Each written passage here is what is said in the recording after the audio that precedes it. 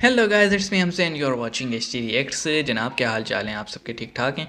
तो आज हम ठग लाइफ पे, पॉलिटिकल मस्ती पे एक वीडियो करने वाले हैं जिसका टाइटल है रोहित सरदाना सरदाना ठग लाइफ। तो जनाब, हमने बहुत सारे करैक्टर देखे हैं, कुछ बड़े फेमस हैं जिनको हम जानते हैं। ये हमारे लिए फ़र्स्ट टाइम होने वाले हैं, नाम भी पहली दफ़ा सुन रहा हूँ, ये भी नहीं पता किस पार्टी के हैं और किस तरह के इनके थॉट्स हैं, विचार हैं, क्या सोच रखते हैं।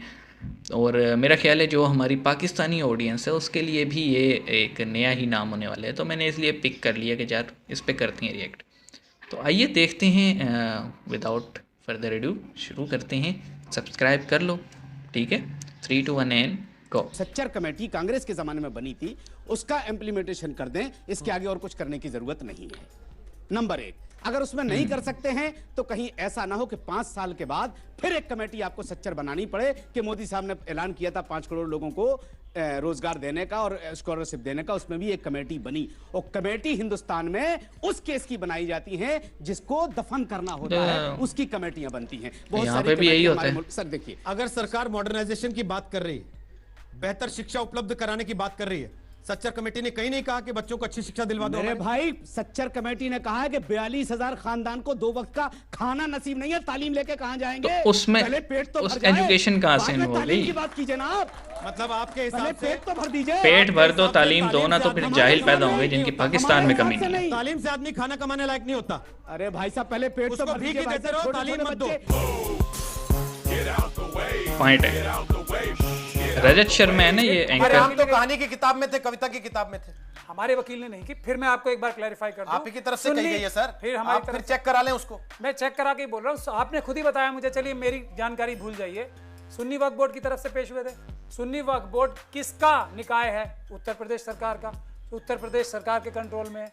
तो हम जो कह रहे हैं, बुनियादी मुद्दा सुप्रीम कोर्ट में इस वक्त जमीन का है, मालिकाना हक का है। उसके कागज खो चुके हैं, इनके खुद के पास नहीं है, इनको पता ही नहीं है कुछ। आज तक पूरी दुनिया को इस बात पे झूठ बोलते रहे कि कागजात हैं हमारे पास, सब कुछ है, सब सबूत है। अब वो पकड़ी जा रही है चोरी, तो ये दुनिया भर की बातें करेंगे, हिंदू मुसलमान करेंगे। सिर्फ जो ये इंडोनेशिया की बात कर रहे हैं, आपको इंडोनेशिया रामलला के में जन्मस्थान के सबूत चाहिए, इंडोनेशिया, लेकिन इन्होंने आपसे पूछ इनको लिया आपने टोका होता नहीं था, हमें कि टोकने जिनकी के आप लिए पैगंबर टोके। साहब की पूजा करते हैं उनका आधार अच्छा। कार्ड कभी चेक किया है क्या आपने?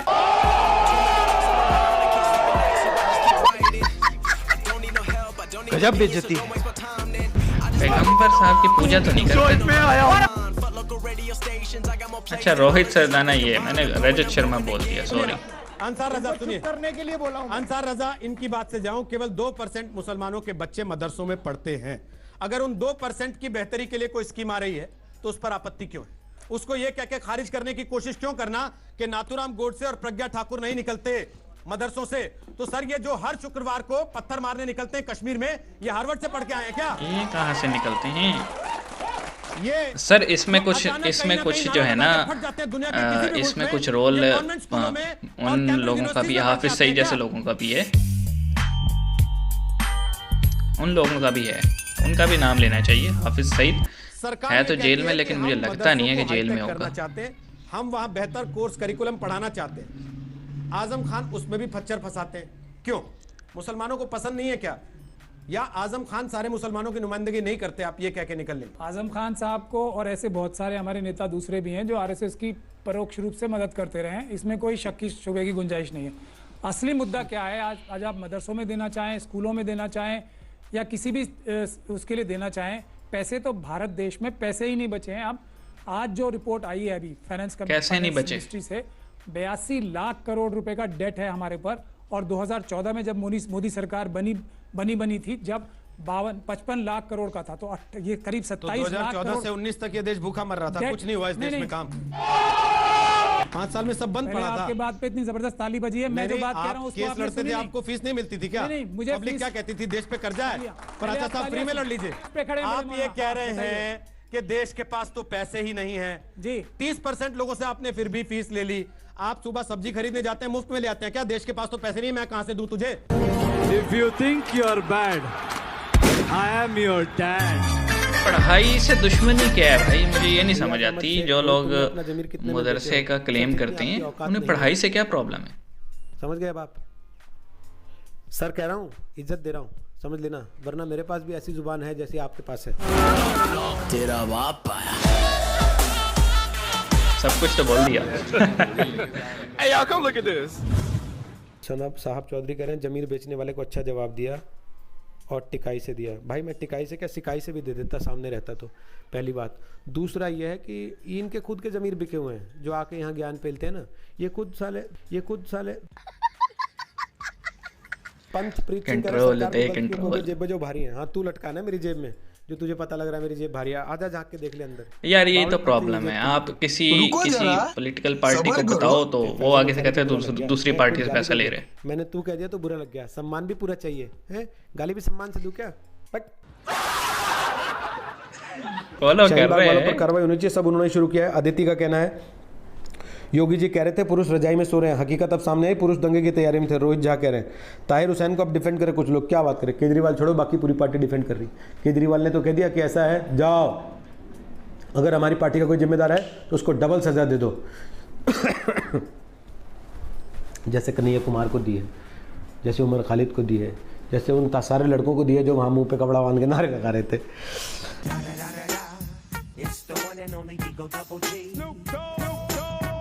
रोहित भाई आपके एग्जिट पोल से ईसीआई से काला स्क्रीन वाले पत्रकार बहुत गुस्से में है। भाई साहब वैसा है, वो तो वैसे भी गुस्से में रहते हैं, समझ रहे हैं। आज वो कह रहे हैं कि कुछ मीडिया एंकर्स को मंत्री बना दिया जाना चाहिए, मीडिया मालिकों को मंत्री बना दिया जाना चाहिए। क्यों? उस दिन तो मीडिया एंकर्स मंत्री नहीं बने थे जिस दिन अपने न्यूज़ रूम में बैठ के वो मंत्रिमंडल डिसाइड करते थे, हेलो गुलाम, और बताते थे उनको कि फलाने को मंत्री बना दो, फलाने को मत बताना, फलाने को मंत्री बनाने के लिए मेरे से फलाने ने कहा है, उस फलाने को मंत्री मत बनाना क्योंकि उसके लिए मेरे से उस फलाने ने कहा है। तब ना मंत्री बनाए उनसे, न्यूज रूम से बनाए गए, जब मंत्रिमंडल उनके दफ्तर में बैठ के बनाए जा रहे थे, डिसाइड हो रहे थे, और वो वहाँ बगल में बैठ के अपना छापाखाना चलाते रहते होंगे कि रात में क्या क्या भाषण देना है मुझे जाके। Too many thoughts on my mind, I can't sleep at night, so I just keep writing. I don't need no help, I don't need opinions, so don't waste my time then.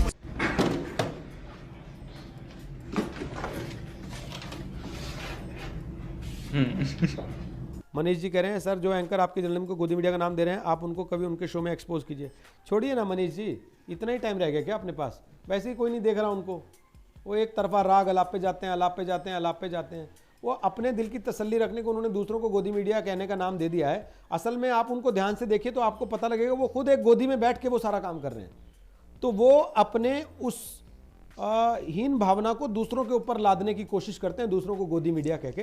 असल में खुद गोदी में बैठ के पत्रकारिता कर रहे हैं, और आज से नहीं पिछले वही सीन है भाई, मीडिया चाहे वहां का हो यहाँ का हो, पता नहीं लगा, ब्लेम गेम चल रहा है। पर गहराई से कभी गौर करने की कोशिश नहीं की। जिन्होंने गहराई से गौर किया उन्हें पता है ये खुद गोदी में बैठ के काम करते हैं।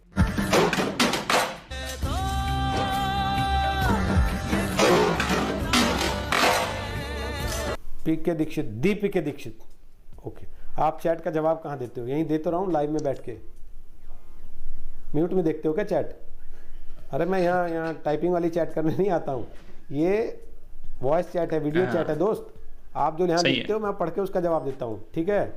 पीके दीक्षित जी समझ गए? पीके तो नहीं लिख रहे आप? मेरे भाई ने एक सवाल पूछा, भाई ना तो भगवा में आतंक है, ना हरे में आतंक है, ना गुलाबी में आतंक है। आतंक व्यक्तिगत होता है, धर्म से आतंक का कोई रिश्ता नहीं है। यही बात और खुलेआम बोलता हूँ, आज तक के मंच पे खड़ा होके भाई बोलता हूँ जय श्री राम, खड़े होके बोलता हूँ अल्लाहू अकबर, खड़े होके बोलता हूँ गॉड इज ग्रेट, खड़े होके बोलता हूँ वाहे गुरु की जय। दम बोलना पड़ेगा मेरे में ये नाटक। यही खड़े होके हिंदू आतंकवाद बोलने के लिए सॉरी भी बोल दीजिए आज। इसलिए भाई यही खड़े होके हिंदू आतंकवाद कहने के लिए माफी भी मांग लीजिए आज। आ जाओ, यही खड़े होके हिंदुओं को आतंकवादी कहने के लिए माफी भी मांग लीजिए आज। मैंने बोलिए कि हमने भगवा आतंकवाद कहा, मैं बोलता हूँ आई एम सॉरी। रोहित भाई बोलिए ना सर, बोलिए मैं बोलता हूँ आई एम सॉरी। आर के सिंह ने बोला, बोलिए ना, बोलिए मैं बोलता हूँ आई एम सॉरी। धर्म से आतंक का कोई रिश्ता, बोलिए आई एम सॉरी। कोई धर्म से नहीं बोलेंगे ना, ठीक है? धर्म, मेरी बात ओके सर मत बोलिए, मेरी बात नहीं। देख लिया जिस दम के साथ बोल रहे थे गॉड इज ग्रेट, वाहेगुरु की जय, उस दम से आई एम सॉरी नहीं बोले ना भगवा आतंकवाद थोपने के लिए देश पर। तेरा बाप आया। मैं भी उसने ना बोलो, मुझे इसका आइडिया नहीं है। अच्छा यार, अब हम बात करते हैं। देखें मीडिया यहाँ का हो या मीडिया वहाँ का हो, मुझे लगता है सेम डिबेट चल रहा है। कि एक या दो मीडिया चैनल्स जो हैं वो किसी पार्टी को सपोर्ट कर रहे होते हैं या उनके नज़रिए को, कुछ किसी पार्टी को सपोर्ट कर रहे होते हैं और कुछ न्यूट्रल होते हैं। और मेरा ख़्याल है, मेरा ओपिनियन है ये कि मीडिया कहीं का भी हो, उसको जस्ट न्यूज़ देना चाहिए। और क्योंकि देखें आजकल जो वो कहते हैं ना, वो क्या कहते हैं यार उसको, तज्ज़िया निगार को क्या कहते हैं, पता नहीं इंग्लिश या उसमें क्या कहते हैं यार इसको, तज्ज़िया निगार को, ओपिनियन जो दे रहा होता है अपना, चलो छोड़ो अभी जहन में नहीं आ रहा। तो जो भी होता है ना यार, कोई भी अपने पर्सनल व्यू या पर्सनल पॉलिटिकल एसोसिएशन के बगैर कोई कमेंट कर ही नहीं सकता। ठीक है, हम कुछ वीडियोस करते हैं और उसमें जैसे फॉर एग्जांपल अगर मैं अपनी पर्सनल बात करूं तो मैं मुस्लिम लीग नून का वोटर हूं।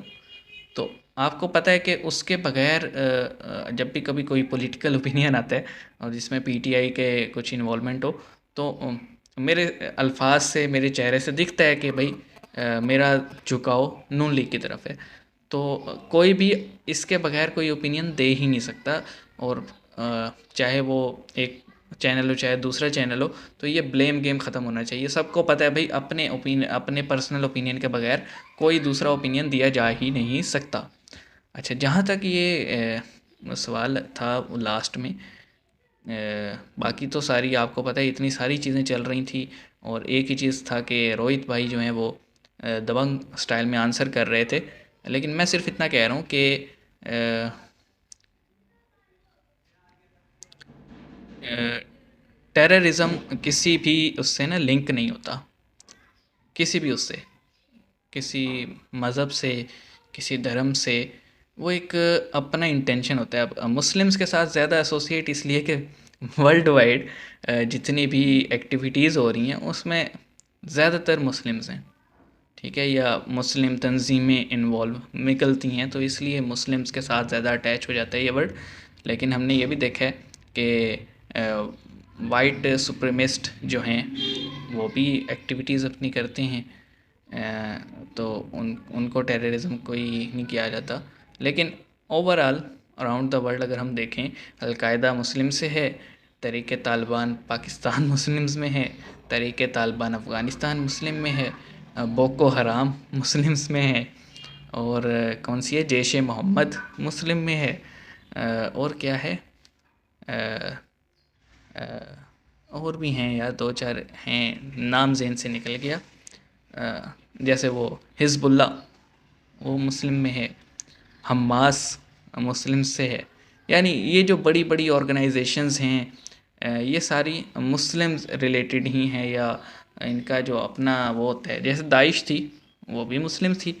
तो जब इस लेवल पे होता है तो फिर आप जितना मर्ज़ी कहते रहें कि धर्म का ताल्लुक दहशतगर्दी के साथ या मज़हब का ताल्लुक दहशतगर्दी के साथ नहीं है, वो फिर लोग मानते नहीं हैं वो बात। लेकिन भाई देखें, हमारा रिलीजन इस तरह का है कि उसमें ना उसकी इंटरप्रिटेशन जो है या उसका तर्जुमा जो है या उसकी जो डिटेल है वो हर इंसान अपने मर्ज़ी से कर सकता है। यानी कुरान में जो है ना, अरेबिक में आपको पता है कि हर वर्ड के ना कई मीनिंग्स हैं।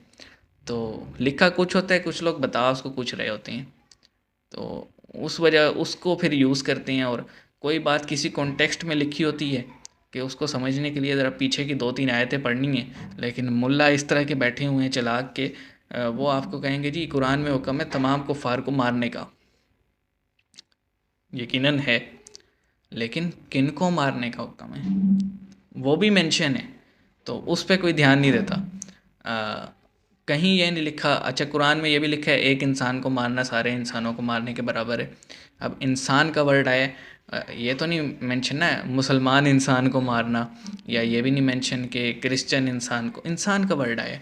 तो डेफिनेटली कुरान में कहीं भी नहीं लिखा कि आप मज़हब के नाम पे लोगों को मारें या ऐसे बंदे को मारें जो आपके मज़हब का नहीं है। लोग यूज़ करते हैं, लोग आयतों को तोड़ मड़ोड़ के अपने हिसाब से तर्जमा पेश करते हैं, या कहीं पे अगर लिखा भी होता है ना कुफ़ार से जंग करो, या तो उसका कॉन्टेक्स्ट होता है, वो आप अप्लाई नहीं कर सकते कि सामने वाली अगर कंट्री जो है उसमें नॉन मुस्लिम ज़्यादा हैं तो उनसे जंग करो, ऐसा कहीं भी नहीं होता।